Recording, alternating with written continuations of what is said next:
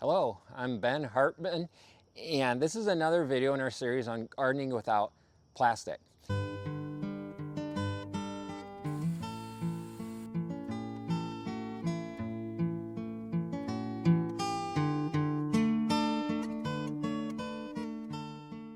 We're not being perfectionists here. You can see that we have plastic pots and there's plastic drip tape and such on the farm, but as much as we can, we're trying to replace those items with natural alternatives. And one that I'm really excited about, that's new to us at least, is to use burlap sacks.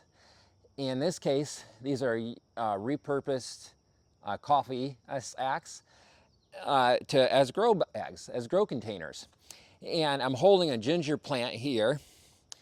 And all this is thick burlap that coffee beans would have arrived in at a local roaster. I called up the roaster just down the road from our farm and asked them what they do with their used coffee bags. And they said they really don't have an outlet for them, and unfortunately they trash them. And so we got hundreds of them and have been growing lots of food in them and having a lot of fun with it. Let me explain some of the advantages here. The first is that unlike impervious plastic containers, these have lots of little holes, lots of perforations, because they want those coffee beans to stay as dry as possible, of course. But what this means is those holes are going to air prune your roots. So your roots aren't going to grow in a wound up fashion. That's advantage number one.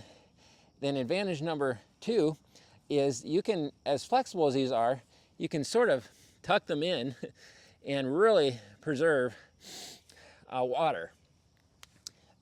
And grow bags, especially with holes, the water will want to drain fairly easily through them, which is a nice advantage.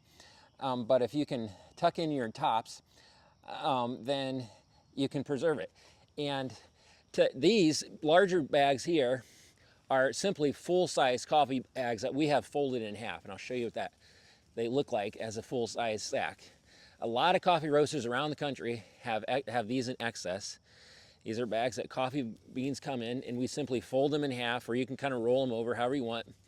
Put as much compost as you feel like you need in there. About a foot is enough to grow most vegetables. And if you leave a little room at the top, that gives you the opportunity to come and add more potting mix or compost later in the season. As the ginger roots grow up here, sort of like potatoes, it's nice to hill them or keep covering them. And so that's our practice here. We're going to add another couple inches of compost. What is in the grow sacks? In this case, we simply put leaf mold compost. It's a big pile of leaves. We've turned it a couple times, and we turned it into wonderful compost.